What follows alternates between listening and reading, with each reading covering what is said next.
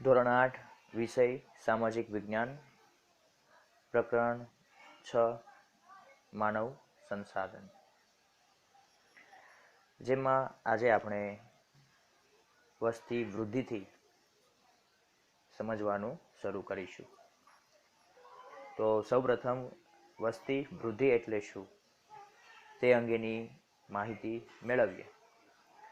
2001 થી 2011ના દાયકા દરમિયાન, એટલે કે 2001 થી લઈને 2011 સુધીનો જે 10 વર્ષનો સમયગાળો છે, એ દરમિયાન ભારતીય વસ્તીમાં 18.1 કરોડ જેટલી જનસંખ્યાનો વધારો થયેલ છે. છતાં પણ વસ્તી વધારાનો દર ઘટ્યો છે, જે અગત્યની વાત છે. ઉપરાંત શિક્ષિત નાગરિકોની સંખ્યામાં વધારો થયો છે. 2001માં વસ્તી 102.87 કરોડ જેટલી હતી, જે 2011માં 121.01 કરોડ જેટલી થઈ છે. એટલે કે જ્યારે 2001માં વસ્તી ગણતરીની પ્રક્રિયા થઈ હતી, તો આ વસ્તી ગણતરી બાદ ભારતની વસ્તી કેટલી આવી હતી? 102.87 કરોડ જેટલી આવી હતી. અને 2011માં જ્યારે ફરીથી 10 વર્ષ બાદ, એટલે કે 2001 થી 10 વર્ષ બાદ 2011માં જ્યારે વસ્તી ગણતરી કરવામાં આવી હતી, ત્યારે એ સમયની વસ્તી 121.01 કરોડ જેટલી થઈ હતી. કેન્દ્ર સરકાર વસ્તી વધારાની બાબતે ચિંતિત હોય વિવિધ યોજનાઓ તથા નીતિ નિયંત્રણોથી વસ્તી વધારાને અંકુશમાં લેવાનો પ્રયાસો કરી રહ્યા છે. પરિણામે 1.7% જેટલો વસ્તી વૃદ્ધિ દર નીચો ગયો છે. એટલે કે કેન્દ્ર સરકાર દ્વારા જુદી જુદી યોજનાઓ દાખલ કરી આજે વધતી જતી વસ્તી છે, તે વધતી જતી વસ્તીને અંકુશમાં લાવવાના પ્રયત્નો કરે છે, જેને પરિણામે 1.7% જેટલો વસ્તી વૃદ્ધિ દર નીચો ગયો છે. હવે વસ્તી વૃદ્ધિના કયા કયા કારણો છે એ અંગેની આપણે ચર્ચા કરીએ. તો જન્મ અને મૃત્યુ દરની જેમ વસ્તી વૃદ્ધિ એ કુદરતી છે, પરંતુ વસ્તી વધારા અંગે કેટલાક પરિબળો જવાબદાર છે, જેમાં અન્ય દેશમાંથી આવીને સ્થિર થતા લોકો, ઉદ્યોગ ધંધા, વ્યાપાર કે શિક્ષણ અર્થે થતું સ્થાનાંતર કારણભૂત છે. એટલે કે અન્ય દેશોમાંથી લોકો આપણા દેશમાં સ્થિર થવા માટે, એટલે કે રહેવા માટે આવે છે. ઉદ્યોગ ધંધા, વ્યાપાર કે શિક્ષણ અર્થે આવતા હોય છે. આ માટે એક આપણે કારણ પણ કહી શકીએ કે ભારતની જે વસ્તી છે એમાં વધારો થાય છે. ત્યારબાદ ભારતમાં છેલ્લી 2 સદી દરમિયાન વસ્તી વધારાનો દર ઊંચો ગયો છે. પહેલા વસ્તી વધારાનો દર નીચો હતો, કારણ કે બાળ મૃત્યુનું પ્રમાણ કેવું હતું? વધુ હતું. કોલેરા, પ્લેગ, ક્ષય જેવા જે રોગોનું નિયંત્રણ હતું નહીં. તો આ કારણે બાળ મૃત્યુનું પ્રમાણ વધુ હોવાથી વસ્તી વધારાનો જે દર હતો એ નીચે હતો, પરંતુ સમય જતાં વસ્તી વધારાનો દર ઊંચો થતો જાય છે. દુષ્કાળ વખતે ભૂખમરાથી મૃત્યુ થતા તબીબી સારવાર અને દવાઓ પૂરતી ન હતી. સારા રસ્તા કે ઝડપી પરિવહન પણ હતું નહીં. તેમજ આને કારણે સગર્ભા મહિલાનું મૃત્યુ પ્રમાણ વધુ હતું. આવા કારણોસર વસ્તી વધારો દેખાતો નહોતો. ત્યારબાદ આ જ મુદ્દામાં આપણે આગળ વધીએ તો આજે પરિસ્થિતિમાં ઘણો બદલાવ થયેલો છે. હાલમાં મોટે ભાગે પૂરતો અને પોષક આહાર મળી રહે છે. તબીબી સારવાર અને દવાઓથી ચેપી રોગોનું નિયંત્રણ થયેલું છે. સારા રસ્તાઓ, ઝડપી પરિવહન અને ઝડપી સંદેશા વ્યવહારની સુવિધાથી તાત્કાલિક સારવાર મળી જાય છે. કુદરતી આપત્તિ પહેલાની ચેતવણી અને તેના પછીના વ્યવસ્થાપન થકી પુનઃ વસન થતા મૃત્યુદરમાં ઘટાડો જોવા મળેલ છે. તેથી વસ્તી વૃદ્ધિ જોવા મળે છે. ઉપરયુક્ત એટલે કે ઉપર આપેલા જે પણ પરિબળો છે એ ઉપરાંત માનવ આયુષ્ય મર્યાદામાં સુધારો થયેલો છે. 1920માં સરેરાશ આયુષ્ય 40 અથવા 41 વર્ષ આસપાસ હતું, જે આજે વધીને 63 અથવા 64 વર્ષ આસપાસ જોવા મળે છે.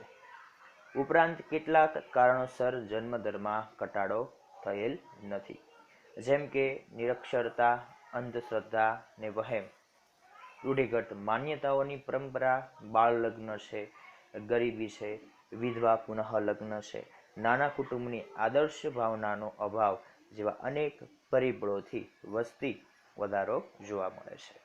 વસ્તી વધારો થતાં કેટલીક વ્યવસ્થાપનની બાબતની સમસ્યાઓ ઊભી થાય છે, જેમાં ખોરાક, પાણી, રહેઠાણ, પર્યાવરણનું પ્રદૂષણ, સંરક્ષણ, રોજગારી, ટ્રાફિક નિયમન વગેરે જેવી ગંભીર સમસ્યાઓ, જેને ઉકેલ અનેક યોજનાઓ, તકેદારીના પગલાં તથા કાયદાકીય જોગવાઈ પણ કરવી પડે છે.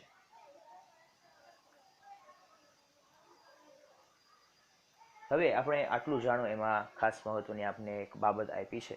તો બાળ લગ્ન પ્રતિબંધ ધારા મુજબ પુરુષની ઉંમર 21 વર્ષ અને સ્ત્રીની ઉંમર 18 વર્ષ લગ્ન માટે નક્કી થયેલ છે.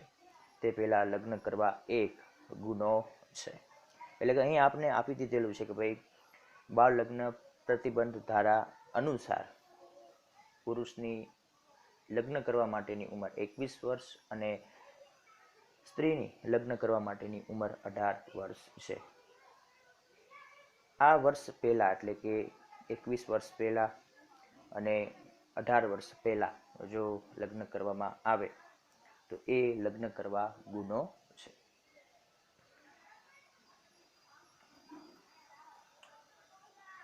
અહીંયા આપણને એક કોષ્ટકમાં વર્ષ 1901 થી લઈને 2011 સુધીની જે વસ્તી છે એનું પ્રમાણ પણ આપેલું છે, અને આ વસ્તીમાં જે ટકાવારીમાં થયેલ ફેરફાર છે તે આપેલું છે, અને એ અનુસાર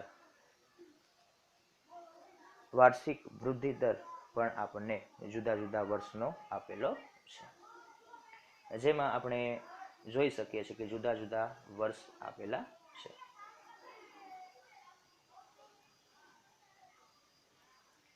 તો આપણે વાત કરીએ વસ્તી ગીચતા કોને કહેવાય, તો કોઈ એક ચોક્કસ વિસ્તારમાં વસવાટ કરતી જનસંખ્યાનું પ્રમાણ એ વિસ્તારની વસ્તી ગીચતા તરીકે ઓળખવામાં આવે છે, જેમાં દર 1 ચોરસ કિમીએ સરેરાશ જેટલા લોકો વસવાટ થાય તેને વસ્તી ગીચતા કહી શકાય છે. વસ્તી ગીચતા એ ભૌગોલિક, સામાજિક અને આર્થિક સ્થિતિ સાથે સંકળાયેલ છે. ફરી એકવાર આપણે વસ્તી ગીચતાની વ્યાખ્યા તરફ આગળ વધીએ તો એક ચોક્કસ વિસ્તારમાં વસવાટ કરતી જનસંખ્યાનું પ્રમાણ એ વસ્તી ગીચતા છે. પરંતુ એ ચોક્કસ વિસ્તાર કેટલો હોવો જોઈએ, એનું ક્ષેત્રફળ કેટલું હોવું જોઈએ, તો આપને આપેલું છે કે દર ચોરસ કિલોમીટરે જેટલા વ્યક્તિ એની અંદર સમાવેશ પામે, વસવાટ કરતા હોય એટલી જગ્યામાં, તો એ પ્રદેશની એટલા પ્રમાણની વસ્તી ગીચતા તરીકે ઓળખવામાં આવે છે. હવે અહીંયા આપણને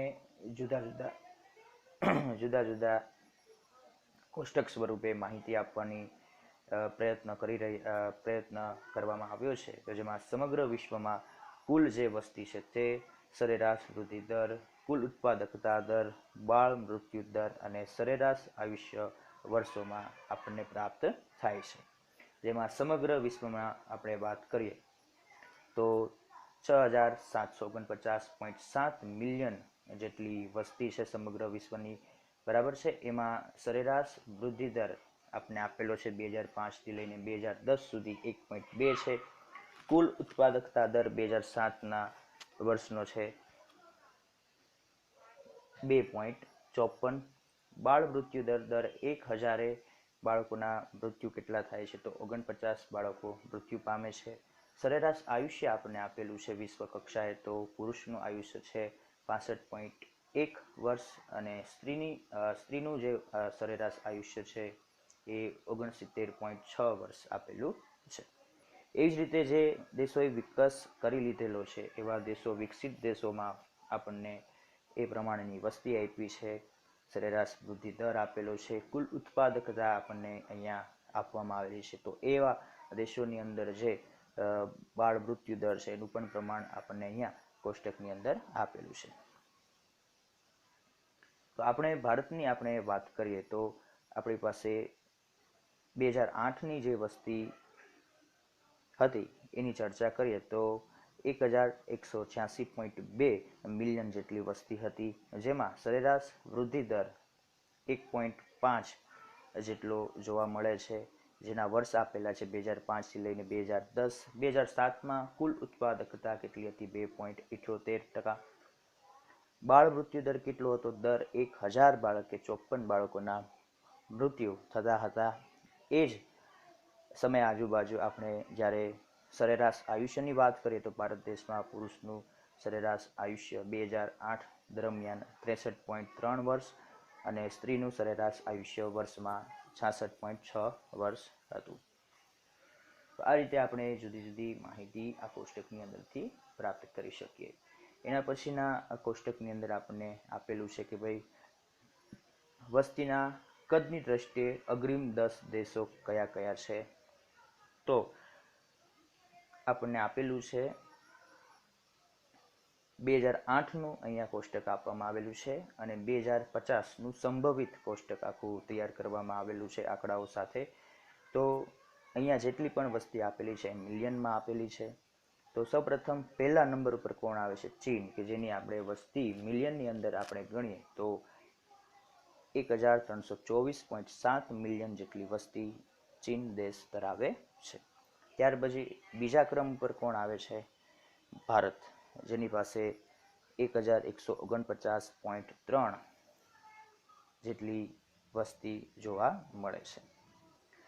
અને એ જ બંને દેશોની આપણે જ્યારે ભવિષ્યની વાત કરીએ કે ભાઈ 2050માં ઈસવીસન 2050ની અંદર સંભવિત કેટલી વસ્તી થવાની હોય, બરાબર, તેની ચર્ચા કરીએ તો ભારત સૌપ્રથમ નંબર ધારણ કરશે એવી સંભાવનાઓ અહીંયા દેખાડવામાં આવે છે. જેમાં 2050માં તમે વસ્તી સંભવિત સંખ્યામાં જોઈ શકો 1755.2, જ્યારે ચીનની વસ્તી તમે જોઈ શકો 1437.0 મિલિયન એટલી વસ્તી ચીનમાં જોઈ શકો.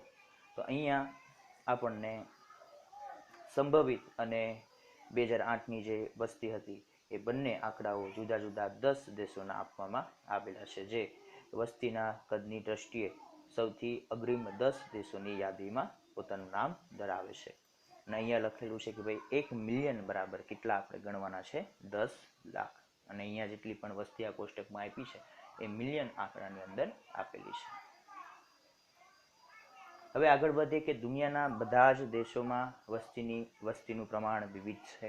આપણા દેશમાં પણ વિવિધ પ્રદેશો કે વિસ્તારમાં વસ્તીનું પ્રમાણ સરખું નથી. એટલે કે એક પ્રદેશમાં વસ્તી ગીચતા વધારે હોય તો ત્યાં લોકો રહેવાવાળા કેવા હોય છે? વધારે હોય છે. નદી કિનારાના મેદાનો હોય છે, ઔદ્યોગિક વિસ્તારો છે, મુખ ત્રિકોણ પ્રદેશના ફળદ્રુપ વિસ્તારોમાં વસ્તી ગીચતા જોવા મળે છે. આપણે ખબર છે કે ભાઈ વસ્તી ગીચતા એ આર્થિક પરિસ્થિતિ પર આધાર રાખે, સામાજિક અને ભૌગોલિક પરિસ્થિતિ પર આધાર રાખે છે. તો અહીંયા આપણે જોવા જઈએ તો નદી કિનારાના જે મેદાનો છે ત્યાં સાથે સાથે જે ઔદ્યોગિક વિસ્તારો છે કે જ્યાં આજુબાજુ ઉદ્યોગો વધારે પ્રમાણમાં જોવા મળે, સાથે સાથે નદીઓના જે મુખ ત્રિકોણ પ્રદેશ હોય છે તો એવા વિસ્તારોમાં વસ્તી ગીચતા વધારે જોવા મળે છે. જ્યારે બીજી તરફ આપણે જોઈએ તો પહાડી પ્રદેશો છે, રણ પ્રદેશો કે અન્ય વિસ્તારો છે, તો એ પ્રદેશોમાં જે તે પ્રદેશની પ્રતિકૂળતાને કારણે વસ્તી ગીચતા ત્યાં કેવી જોવા મળે છે? ઓછી જોવા મળે છે. હવે વસ્તી ગીચતા પર અસર કરતા પરિબળો કયા કયા છે તે અંગેની આપણે ચર્ચા કરીએ તો વસ્તી ગીચતા પર પર્યાવરણના વિવિધ પરિબળોની અસર થાય છે, જેમ કે સ્થળની ઊંચાઈ, ઠંડી ગરમીનું પ્રમાણ, આબોહવા, ભૂપૃષ્ઠ, પાકો, ખનિજો, પાણી, ઉર્જા અને તેની પ્રાપ્તિ ઉપરાંત પરિવહનની સુવિધા કેવી છે, સંદેશા વ્યવહારની સુવિધા કેવી છે, શિક્ષણની સુવિધા કેવી છે, આરોગ્ય, ઔદ્યોગિકરણ, રોજગારીની તકો, શહેરીકરણ તેમજ અદ્યતન ટેકનોલોજીથી આર્થિક વિકાસ વૃદ્ધિ પણ વસ્તી ગીચતા સાથે સંકળાયેલો છે. એટલે કે ઉપર જેટલા પણ આપણે પરિબળોની ચર્ચા કરી તો દરેકે દરેક પરિબળ વસ્તી ગીચતા સાથે સંકળાયેલ અગત્યના પરિબળો